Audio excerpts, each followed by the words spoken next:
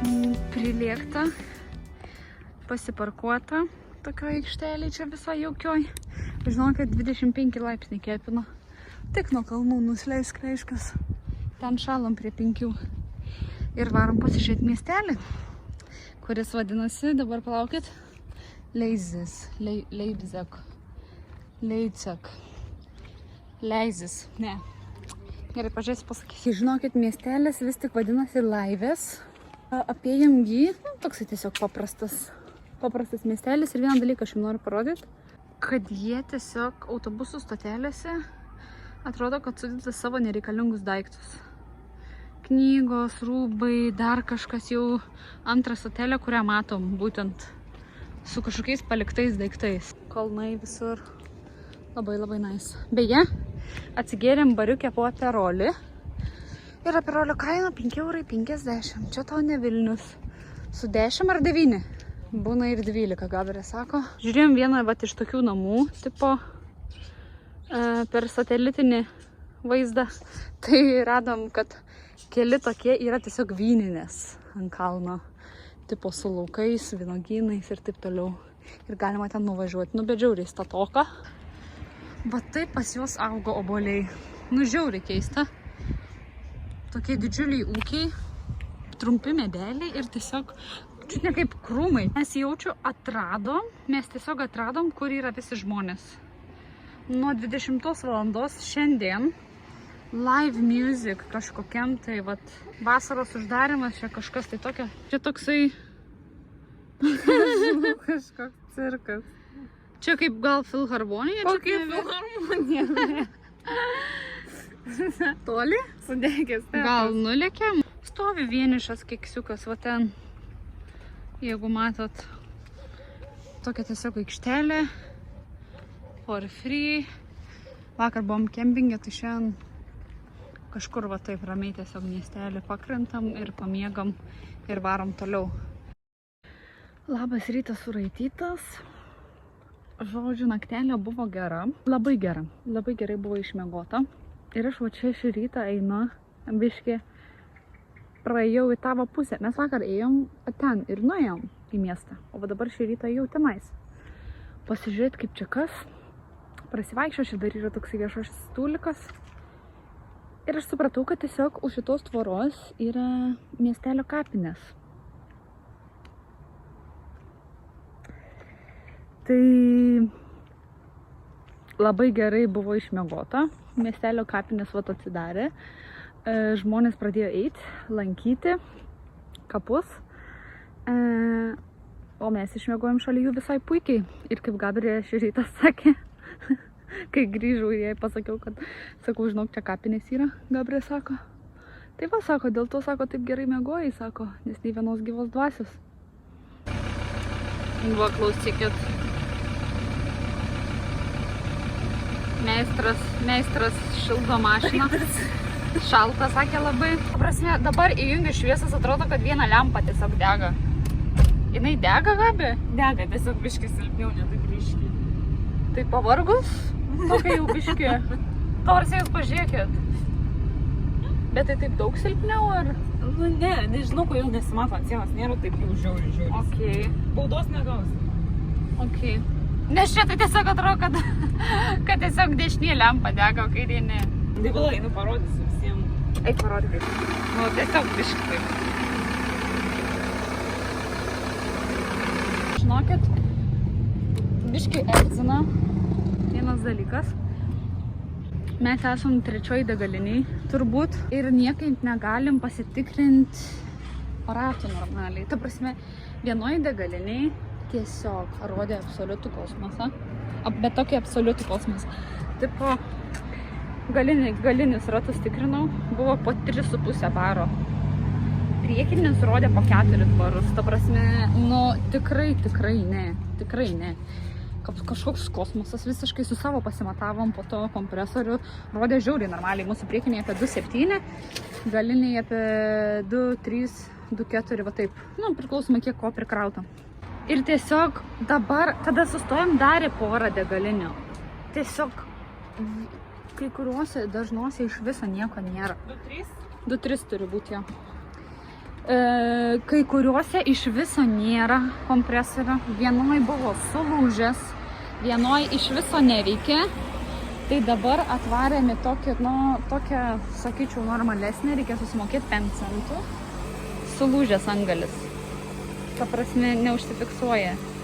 Ir normaliuose degalinėse buvom. Čia šita tokia didesnė biškį. Buvom Shell degaliniai. Ir, tiesiog, atsipūtė italai. Pusiau veikia, pusiau neveikia, tipo, biškį gali pasipūti, biškį ne. Tai dabar, biškį prisipūtėm. Bet Gabriel turėjo laikyti, prispaudus tą angaliuką, nes jis tiesiog neužsifiksuoja ir leidžia oro. Tai čia turbūt yra 4. degalinė, kurioj bandėm pasitikrinti padangas. Tai, kol kas sėkmingiausiai iš visų, bent jau pavyko dapūsti kažką iki galo, bet šitai padangai nebeužteko euriuko tenais, ne, 5 centų reikėjo įmesti. Tai dapūtėm su savo, nebeužteko laiko. Gabriel priminė, kad reikia jums pasakyti, per visą šalį yra ženklai, tipo, čekinkit, žiūrėkit savo air pressure, visur nurodyti ratai ir, tipo, žiūrėkit savo padangų spaudimą, žinai, tikrinkitės kas kažkiek laiko. Tai kur tikrintis, tipo, tai kur tikrintis, jeigu čia yra 4. degalinė ir tai yra sulūžęs antgalis.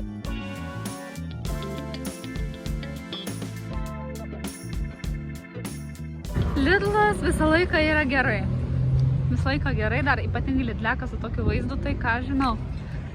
Apsišopinom. Labai nervina, nes nėra 5 litrinių butelių. Tai tenka toks pirkti, nėra kur juos dėti. Po lovą dabar bandysim kažkur tai sukrūs. Bet žiauriai erzina, nes tiesiog, mėtos jie. Mes turėdavom tokį 5 litrų arba 10 litrų iš viso iš Lenkijos butelį. Tu jį prikabinė ir jisai važiuoja, o dabar... Ir atvykom į vasarą, kažkokios palmytės, kažkas gėlytės, žiauriai faina. Kaip gerai atrodo. Pauza.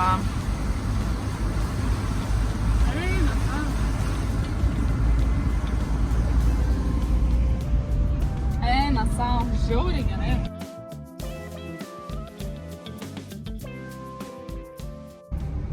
Atvažiavome kažkokį kempingą ir aš matau, kad tokios pakankamai stačios gatveliukės bus, tai bus faina. O, dieve tu mano, pietų pertrauka. Nebesvaikit.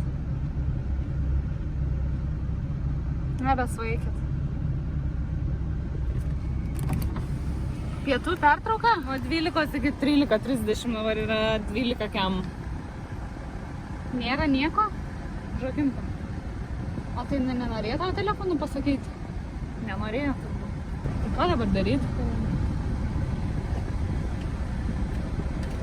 Eik, tu savo, ta prasme, bet tai mums nėra net kur sustoti.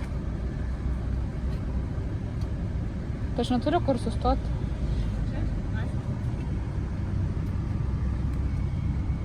Numerio jokio nieko nėra?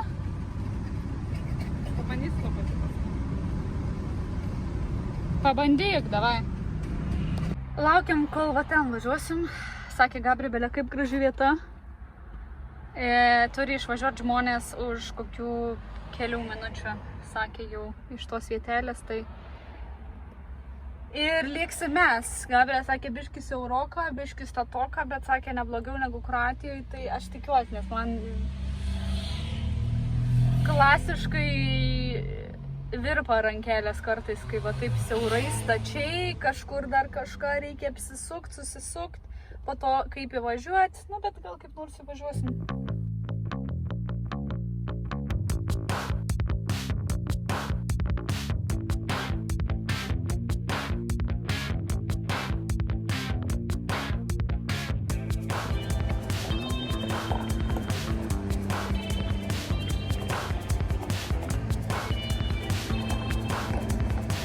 Monika, čia medis, prie tavo rato dabar. Dar tiesiai, buvo gerai tiesiog tiesiai dar. Buvo gerai tiesiog tiesiai jau tuo metu, neišsukinėk daugiau tą vietoj.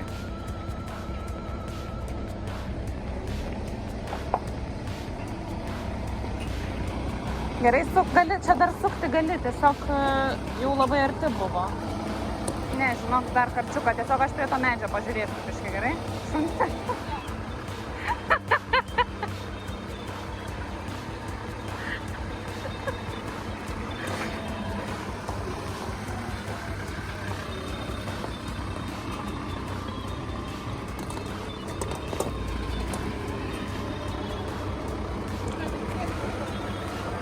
Žiūriu, viskas gerai čia.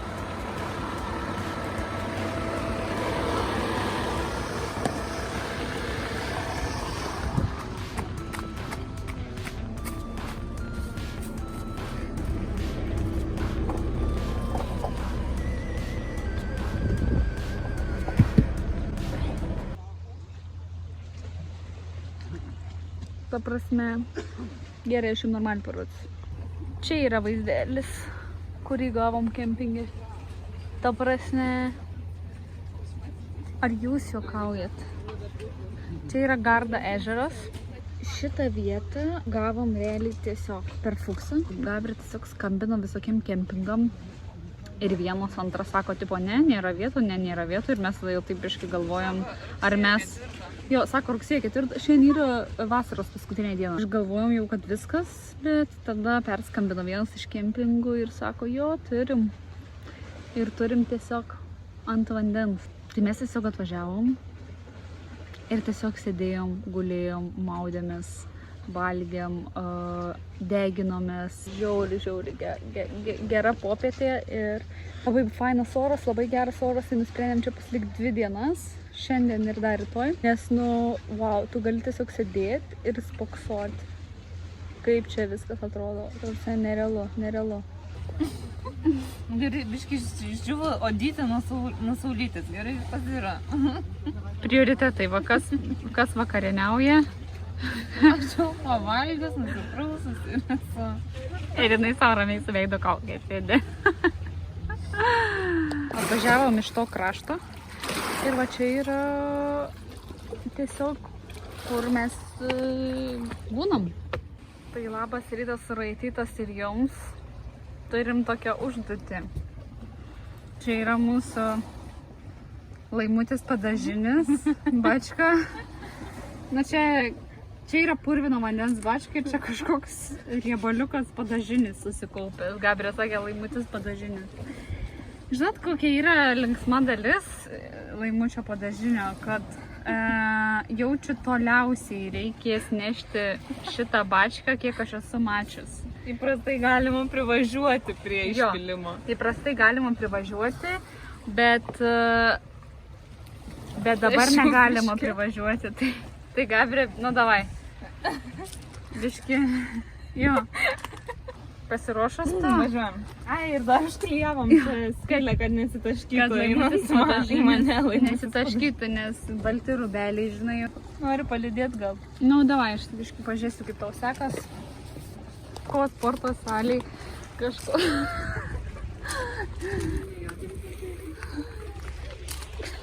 Tas stipri. Žinai? Kur? Jėzus Marija, jau čia perspaudėm smarkiai. Gabriel sakė, ten prie laiptų, ten kažkur, čia visai normaliai. Vakar rodė, kad šiandien diena bus žiauriai šilta, žiauriai karšta. Bet dėja taip nėra. Yra taip fainiai apsiniaukę ir biški jau lašnojo, tai nėra, kad maudomės ir deginamės ir labai čia linksminamės, sakyčiau. Bet yra linksmesnioji dalis. Tokia, kad tiesiog šį rytą pasižiūrėjau orus, žiūriu apsiniaukę, tipo visą kitą. Ir aš žiūriu, kad yra įspėjimai dėl labai blogo oro šią naktį. Ir aš taip iš pradžio, pradėjau žiūrėti. Tai yra oranžinės tipo spalvos įspėjimas dėl labai didelės audros ir labai didelės perkūnijos. Gal aš jums parodysiu, apie ką aš kalbu. Turim 4 įspėjimus realiai. Puiku, dabar prisidėjo dar Extreme. Pradės lyti taip nuo 8 ir lis iki 6 ryto. Kas aš tiesiog nuvariau pas kempingo savininką ir tokia biški sakau, Labutis, o sakau, jūs matėt, sakau, kad čia, tipo, nu, stiprus lietus pirmiausia mane labiausiai gąsdina, dar tas žaibavimas, nu, okei, tipo, bet sakau, nu, labai stiprų lietų rodo. Ai, jo, sako, yra biški, bet sako, o kas žinai? Sakau, nublemu, sakau, mes taip arti vandens, sakau, man kažkaip biški baisu gal. Žinai, sakau, ar čia nebus, kad užlies, ar, nu, ne tai, kad tas ežeras gal čia tiek pakils tą 1,5 metro, ne šit belekas. Bet tiesiog, nu, to prasme, tas lietus bėgs nuo viršaus, nuo kelio, nuo kitų kempingų vietų, kurie aukščiau. Tas savininkas sako, baikit, sako, tikrai, tipo, nu, be šansų nėra buvę ir tikrai ne, sako, čia tikrai, nu, tikrai nėra dėl ko pergyventi, žinai. Plius, sako, žinokit, sako, palei vandenį daug geriau, tipo, būti, nes tie viršutiniai visi kempingai ir gatvė, žodžiu, jie tiesiog žiauri bus prilyti ir neturės kur subėgti vanduo, o čia, tipo, viskas per laiptukus, per apačią, per akmenėlius, tipo, viskas subėgs į ežerą. Tai, žodžiu, mes dar su Gabriel daug šnekėjom, nu, ne tik, kad daug šnekėjom, bet gal reikia varyti iš čia, kažkur, tipo, aukščiau ar kažkur, bet tai toksai irgi, tipo, nu, savo nuožiūrą varyti kažkur, kur atseit saugiau, nežinau, kažkaip galvojom, gal reikia pasitikėti tais vietiniais žmonėm, ne pirmą sykį čia gyvena ir nusprendėm tiesiog pasilikti čia. Žinokit, bairis, bet dabar aš kaip pati pamačiau tą Extreme. Tipo, aš dar vėl iš naujo susinervinau, nors jau pragyvenau. Tai mes tiesiog, aš Gabriel sakau, kad mes miegam metaliniais skarbonkiai biški šiaip. Mes miegam metaliniais skarbonkiai tarp kitų metalinių skarbonkių, kurios yra aukštesnės, su daugiau elektros įrangos. Ir taip pat aplinkumas dar yra kalnai, ant kurių irgi pilna metalinių visokių dalykų ir netgi antenų ant kalnų viršūnių. Tai gal spėčiau, kad žaibas daugiausia šansų 99,9%, kad smeigs ten, o ne į mūsų metalinę mažą skarbonkę. Su vienu akumuliatoriumi. Aš jums galvoju, biški parodysiu, rodžiau vakar priekinį vaizdą, ane, kurį matom, o dabar jums noriu parodyti, kur čia stovi mikras. Va čia yra toksai labai gražus kalnas, pora namukų. Ten visur kemperiai. Ten dar jų yra. Ir Gabriel čilina. Ir kempingas vadinasi Bo Martini. Ane? Jop. Labai saulė nesuprantu, nešviečia, bet... Jo, nešviečia, bet šviečia. Žinau.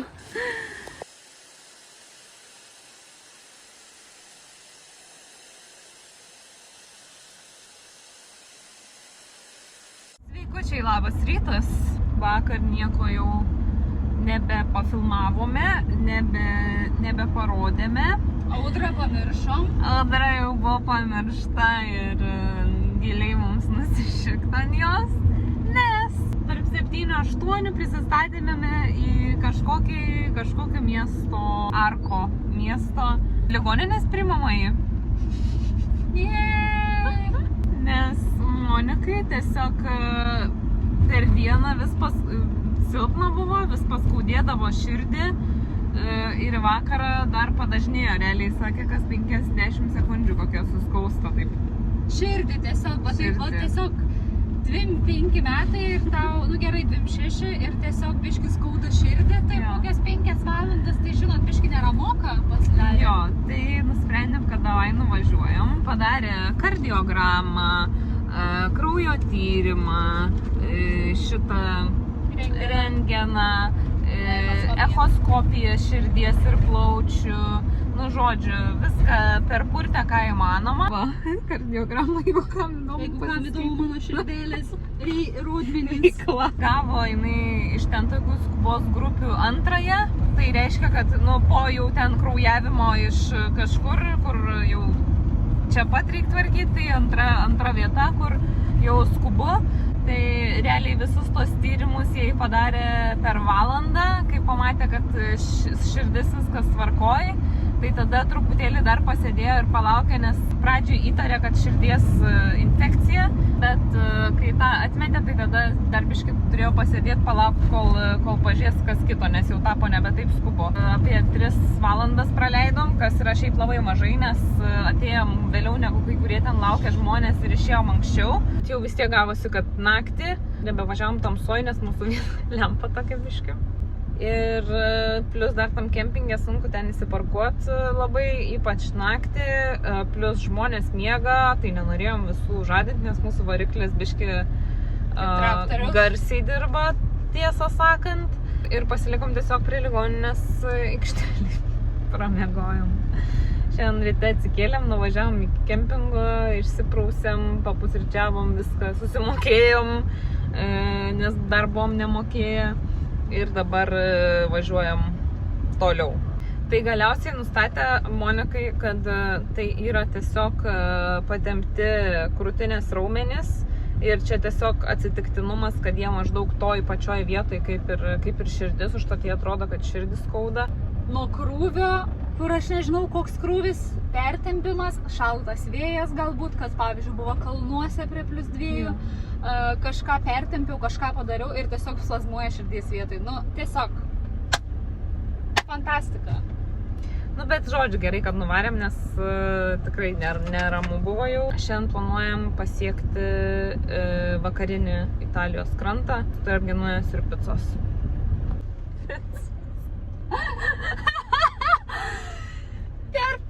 Miestelis yra Pisa ir tada taip pasakei tarp Genujos ir Picos. Man rods biški nori užvalgyti. Aš labai noriu Picos nuo vakar. Guys, we got the place. Kur? Tiesiai, nu. O tai Mes gavom vietą, Gabi, tu gali labiau pasidžiaugti, nes tu čia šikai į batą. Aš šikau į batą, kad negausim vietos taip. Ir mes tiesiog gavom vietą. Nes tai yra vienintelis kempingas visoj Picoj. Mes Picoj. Dar tiesiai CDE mums reikia. CDE. Galim čia, galim kažkur kitur. Man nesvarbu. Va šitaip atrodo kempingas. Mašinų belenkiek. Belenkiek su biški. Čia tiesiog autoparkas. Šiaip nepatinka man tokie kempingai, žiauriai apie nieką. Nu, bet aišku. Dėl ko mes kempingė šią naktį vėl? Vienintelis kempingas Pisoje. Aikštelės ar kažkokios viešos vietos, ar kažkokios natūralios vietos, tarp medžių, miškų, ten whatever. Viskas atkrenta, nes belia kokios vagystės čia. Tipo, per programėlę žiūrint, tai ir vienoje, ir antroje, ir trečioje aikštelėse, nu tiesiog išdaužti langai vidury dienos, išdaužti langai vakare, taip toliau, tai tu nerizikuoji, važiuoji į kempingą, kad tiesiog perbūt saugiai. Kempingas vėlgi nepigus, bet kaip suprantam, gal Italijoje čia tokia norma. Kem eurų kažkur, 38. Tai Kroatijoje, atsimenu, čia buvo vienas brangiausių kempingų, Prancūzijoje irgi. Vieni brangiausių, o čia? Normalu, Prancūzijoje koks 2,5. Jo. 3 jau toks normalu. Nu jau toks tipo brangus, o čia tiesiog 3,8, kem 5, kitur pem. Nu bet žodžiu, bet žmonės nori to saugumo, kažkas gal nori komforto, kažkam gal šiaip patinka. Mūsų atveju tai svarbu saugiai, svarbu, kad būtų normaliai.